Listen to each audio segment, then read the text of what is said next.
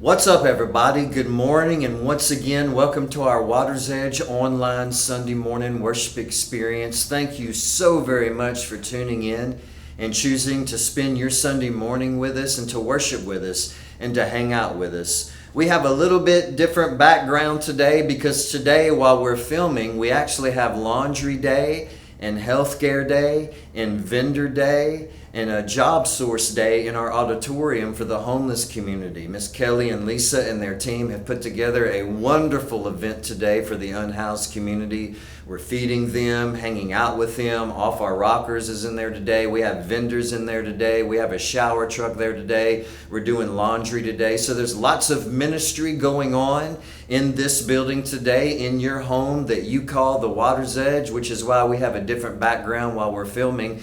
But that doesn't matter. We're still here today to worship God, and thank you so much for tuning in and hanging out. Also, for those of you that continue to worship with us and through a very beautiful and sacred way to worship online, and that's through giving and generosity, thank you so very much for doing that. Continue to do that. For those of you that invite people to our services and invite people to check us out online, and for those of you that continue to worship with us through giving and generosity every single week, understand that when you invest your life that way and you reach out to people and you give through worship like you do, you allow us to help more people, love more people, feed more people, serve more people, minister to more people, and help more people grow in their faith and show our city and our community in Southwest Louisiana the body of Christ, the grace of God, and the love of Jesus. Thank you so very much for doing that. Today, we begin a brand new series called When God Smiles. And this is what I mean. According to Jesus and according to some very specific teachings of Christ, there's some very specific choices that you and I can make. 5 specific choices. And if we make these choices correctly, then we bring joy to Jesus, or we make God happy, or we please God, or we make God smile. And so welcome to week 1, and today we dive into the first choice that we can make that can bring joy to God's heart, or it pleases God, or it makes God happy. Notice this picture on the screen today, and notice what it says. The very first choice that we're going to talk about today that brings joy to Jesus and pleases God and makes God smile is this. It's when we choose faith over fear. When you and I choose faith over fear. And again, notice what it says, that faith invites Jesus into spaces that fear tried to shut him out of. And so faith was trying to get you to not give up, and fear was trying to talk you into giving up, and faith conquered that fear. Fear was trying to talk you into staying inside of that boat, and faith was trying to talk you out of staying in that boat and stepping out of the boat, and faith conquered that fear. Fear makes excuses, and faith overcomes those excuses. Fear gives into those weaknesses, and faith goes to battle and war against those weaknesses. Fear lays down when you face giants, and faith goes to battle against those giants. And so faith will invite Jesus into those spaces in your life where fear tries to keep him out of. Throw that next picture up and notice this today. Hebrews 11:6, that without faith, it's absolutely impossible, notice this, to please God, or to make God happy, or to make God smile, or to bring joy to Jesus. So the first choice that we're going to discuss today that pleases God or makes God happy is this. The first choice that we're going to talk about today that brings joy to Jesus is this. It's when we choose faith over fear. It's when we choose faith over giving up. When we choose faith over walking away. It's when we choose faith over losing our passion for seeking Jesus and worshiping Jesus. I think most of us growing up are probably given a nickname. Our friends gave us a nickname. If you were anything like me growing up, your family also gave you a nickname. My friends in high school called me Tony the Tiger, but all my family just called me TR for Tony Ray. Your friends give you a nickname, your family gives you a nickname, and sometimes the nicknames that are given to us by other people can be funny. Sometimes they can make us laugh, but sometimes these nicknames that people give to us can be kind of cruel. And if I were to ask you today to tell me about some of the nicknames that you were given growing up, some of those nicknames could bring up some painful memories for your life. People love to point out. People love to tear down. People love to judge and criticize and make fun of our failures and our screw-ups and our mistakes and our weaknesses. And they love to remind us about those weaknesses and those failures over and over and over again. Religion is really good at doing that. One of the 12 disciples of Jesus, he was given a nickname throughout the years by everyone, but specifically by the church. So pretty much anytime this disciple is mentioned, this nickname comes to our mind. We refer to him by this nickname that pretty much always reminds us of this, though. This nickname given to this one disciple throughout all the generations and years of the church was given to him, and it reminds us of his weakest moment. Not his strongest moment, not his greatest moment, not his most passionate moment of faith, but the nickname given to him reminds us always of his weakest moment. And it was a moment of doubt, and we know him by this nickname, Doubting Thomas. John chapter 20, verse 24. If you're still with me, say I'm still with you. One of the 12 disciples, Thomas, nicknamed the twin, was not with the others when Jesus came. And so the disciples gave this disciple a nickname, and it was called the twin because he had a brother, and it was a twin brother. And that name in Aramaic and Greek meant the twin, which means he probably had a twin brother. We pick up in verse 25. Notice this today. They told him, "We have seen the Lord," but he replied, "I won't believe it unless I see the nail wounds in his hands and put my fingers into them and place my hand into the wound in his side." 8 days later, the disciples were together again, and this time Thomas was with them. The doors were locked in the place where they were staying, but suddenly, as before, Jesus was standing among them. "Peace be with you," he said. Verse 27. Then he said to Thomas, "Put your finger here and look at my hands. Put your hand into the wound in my side. Don't be faithless any longer. I want you to believe. Believe, my Lord and my God." Thomas shouted. "My Lord and my God," Thomas proclaimed. It's this one episode, it's this one moment in the life of Thomas that really defined him in the eyes of everyone else for centuries, for years and years and years, that caused the church for years to refer to him with this title, a nickname that highlights his battle, a title, a name, a nickname that highlights his weakness, that highlights his failures, that highlights his brokenness. He's been labeled Doubting Thomas for years by the church, by people who say that they love God and people who say that they love people. He was labeled by his weakest moment by the church, given a nickname, Doubting Thomas. And so most of the time when we hear about this one disciple, it's always in this category. Not about his strengths, not about his passion, not about his faith. Anytime this one disciple is mentioned, it's always in this category. Oh, he doubted Jesus. He had a mistake. He had a failure. He lost his faith. And as religious people, we're so good at that, aren't we? We love to highlight other people's lives by their battles. We love to highlight other people's lives by their past. We love to highlight other people's lives by their weaknesses and by their guilt and by their scars, don't we? Man, shame on us. Shame on religion for doing that. Shame on religion for making people feel that way. Shame on religion for producing all that false guilt and all of that false shame.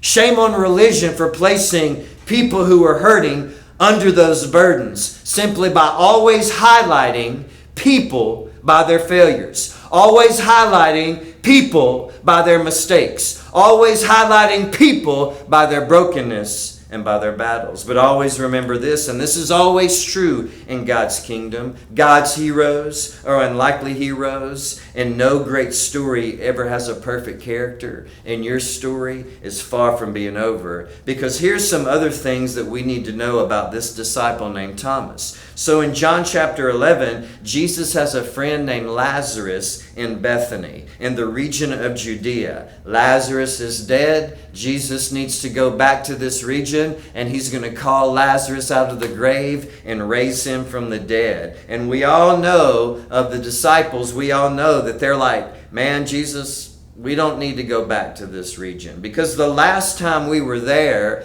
they were threatening to kill you, and they were threatening to kill us. It's too dangerous to go back there for you, and it's too dangerous to go back there for us. Every disciple said that. Let's not go back there. It's too dangerous. They don't want you there. They want to kill you. They want to stone you. They want to crucify you. They are threatening you. It's too dangerous. Let's not go back. Every disciple said that except one. John chapter 11, verse 16. Thomas, nicknamed the twin, said to his fellow disciples, let's go too and die with Jesus if necessary. That's courageous. That's bold. That's prepared. That's brave. That's faithful. That's faithful. That is faithful. And this was a very crucial moment in the life of Thomas. But it seems like we don't remember this moment. We don't highlight his life by this moment. Some of you have never heard this verse before. You've heard of doubting Thomas before, because we love to highlight people by their failures, but you've never heard this verse before. You don't remember this verse. We don't talk about this much. We don't call him Brave Thomas, do we? No, we call him Doubting Thomas. We don't call him Prepared Thomas, Courageous Thomas. We don't call him Faithful Thomas, do we? No, we call him Doubting Thomas. Or what about how his life ends up? Man, what a great story. What a fascinating story. Around 52 AD, after Jesus had risen from the dead and ascended, and the church begins to spread all throughout the world, all throughout the Roman Empire, Thomas travels outside of the Roman Empire to a place called India, where they didn't know about Christ. And he starting churches and loving people and reaching out to people. And history tells us that he reached over 17,000 people for Jesus in India when he moved him and his family there. But here was a man who went to an unfamiliar place with nothing but God's love, and he made a difference. He didn't live in India. He didn't know about India. He just took his family and his passion for Jesus and his passion for people and his passion for the faith, and with courage and bravery, he moved his life to India and reached almost 20,000 people. And then he was murdered for loving Jesus, for being in the faith. He came a long way from Doubting Thomas. Why? Because his story didn't end there. It got better, and so can yours. Have you ever went through a time in your life where you had some serious doubts, some real intense doubts about God or about Jesus or about your own life, about your own faith, about your own sincerity, about how genuine you really are? If I were to ask you today to raise your hand if you've ever battled with doubts, everybody listening to me would raise their hand. Yes, Pastor Tony, I have battled with doubts about myself. I have battled with doubts about my faith and doubts about God. If we're all honest right now, we would all say that we have battled with doubts. We have suffered. We have been through tough times. We have been through heartache. We have been through tragedy, and we have doubted God. We have failures. We have battles. We have sins. We have regrets, and we have doubted ourselves. We have questions. We have confusion. We have more questions. We have more confusions, and we've doubted our faith. We've been through difficult times, and we've doubted God, we've doubted ourselves, and we've doubted our faith. And most of the time, these doubts make us feel like we've lost our faith, and we've gone so far backwards that God is disappointed in us, and God is upset with us, and God doesn't want to have anything to do with us, that we've let God down and we've let ourselves down. It seems like Thomas went backwards, didn't it? In John chapter 11, while Jesus was still alive, he's ready to go forward with Jesus. He's courageous and bold. I'm going to die for Jesus. I'm going to die with Jesus. And we're the same way. When I feel like God is close to me and I feel like I'm strong and everything's going great in my life and I have so much faith. But then in John chapter 20, after Jesus had died, Thomas thought he's gone. It's all over with. He left me. He left us. Even after Jesus shows back up in the resurrected form, Thomas doubts because his heart is still hurting. And we do that too. When we feel strong, when we feel like Jesus is close to us, we're ready to go forward no matter what. But when we go through heartache in this life, and pain in this life, and loss in this life, when we experience doubts in this life, it feels like God is gone. It feels like God is far away, and we doubt if we'll ever be close to God again. Will I ever pray that way again? Will I ever feel strong that way in my faith again? Will I ever worship that way again? Will I ever feel that intimate with Jesus in my life again? And we doubt if we'll ever be close to God. Even when God tries to move on us, we still doubt our faith and we doubt ourselves. He'll answer a prayer, but we're in so much pain that we doubt Him. He'll move on us in worship, but we're in so much pain that we doubt Him. He works in our heart and works in our life and works in our circumstances, but we're in so much pain that we doubt Him because we think that our doubts have caused God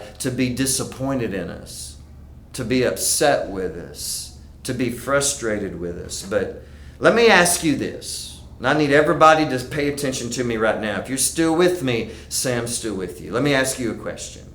John chapter 20, verses 27 through 28. Then he said to Thomas, "Put your finger here. Look at my hands. Touch the wound in my side. You can believe now. Don't be faithless." And you can tell by his response that Jesus was gentle and peaceful with him. Notice his response here. He says, "My Lord, my God." My Lord, my God. Does this seem like Jesus was mad at Thomas? Upset with Thomas? Disappointed in Thomas? Does it seem right here that he was let down by Thomas's doubts? No, not at all. Not at all. Do you see how gentle he was? Do you notice how Jesus didn't shame him or criticize him or just come down hard on him? Did you notice that? Did you notice how Jesus didn't praise the other disciples in front of Thomas for not doubting? Did you notice he didn't, in front of Thomas, walk to John and say, "John, I'm so thankful that you didn't doubt me"? You notice he didn't walk up to Matthew, Levi, in front of Thomas and say, "Matthew, I'm so glad that in these moments of confusion that you didn't lose your faith and you didn't doubt me." He didn't do that, not at all. Jesus went straight to Thomas first. Notice that. He went straight to Thomas first. The only one who was doubting. He went to him first to help him believe. After this, Thomas became a wildfire for Jesus. A wildfire. Fearless. See, doubts are not the enemy of our faith. Unbelief is. Jesus tells us to believe. The opposite of believing is not doubting. The opposite of believing is not believing. The opposite of belief and faith is unbelief. We all battle with doubts, but doubts are not the enemy of your faith. They're the brother and the sister of your faith, because doubts cause you to dig deep. And once you start digging deep and you get past them, they propel your faith into a stronger version. Let me give you a few observations about our doubts today. The first one is this, and notice this today, and we're almost done. Doubt your doubts about God. So, Tony, what if God is not good? What if God is not real? What if God is not forgiving? What if God is not for me? What if it's not true? I have all these doubts. Well, here's another question. What if your doubts about God aren't true? What if God is good perfectly? What if God is loving and forgiving and for you perfectly, unconditionally? What do I do when I have doubts about God? I doubt those doubts and I keep going forward. The second observation is this. Doubt your doubts about yourself. Yes, you have faith, but it could be stronger. Yes, you have faith, but it could be more sincere. Yes, you have good motives, but they could be better. Yes, you have prayed prayers, but they could be more passionate. Yes, you have discipleship in your life, but you could be more devoted. And so you doubt if God really even wants you because you're not as perfect as you think you should be. Some of you are doubting if God wants you because you're realizing that you're not as perfect as you think you should be. You have faith, it could be stronger. You pray, they could be more passionate. You're trying to serve God, but you could be more devoted. That's the story of everybody's life. That's the story of everybody's faith. But even if you do get stronger, that's not going to make God love you more. Even if you pray more, even if you have more passion, that's not going to cause God to want you more and love you more. He already wants you perfectly. He already loves you perfectly. You have all these doubts about yourself, and then you think God is upset with you, and so then you think you're not worthy, and so you back away from God. And that's how it plays out in our life. You have all these doubts. You think God's upset with you. You think you're not worthy. And so you back away from God. And the whole time Jesus wants you so much that he keeps walking after you. Remember, he went to Thomas first and he says, look at my scars. Look at what I did for you. Some of you need to make a decision today to prove yourself wrong. You think you're done. You think God can't use you. You think you're a failure. You think your past is too bad. You think you have too many doubts. Thomas stood up and he moved to India and he impacted thousands of people and he proved the world wrong. He proved the enemy wrong and he proved himself wrong about his life. Trust God, get up, prove yourself wrong, and go forward with Jesus. And he proved everyone else too. Maybe other people have labeled you also the doubter. Your past is too bad, too weak, too flaky, not good enough, not holy enough, not godly enough, not faithful enough, not devoted enough, not strong enough. They have doubts about you. Well, doubt their doubts too.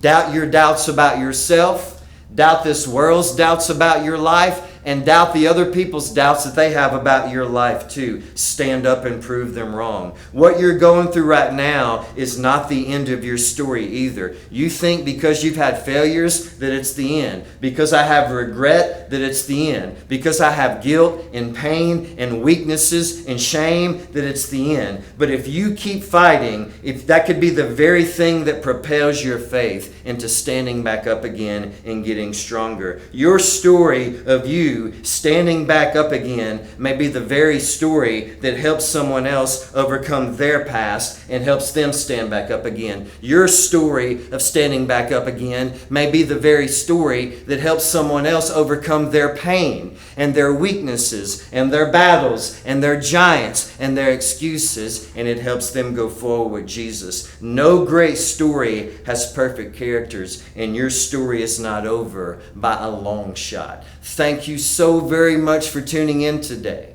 Thank you so very much for hanging out with us today. The first decision that you and I can make today that makes Jesus happy and pleases God is to walk by faith, to get out of the boat, to choose faith over fear, because faith will invite Jesus into those spaces in your life where fear is trying to draw him out. So thank you so very much for hanging out with us today. Continue to stay tuned in for an amazing time of worship with the amazing Water's Edge worship team. We cannot wait to see you back next week, and we love you all.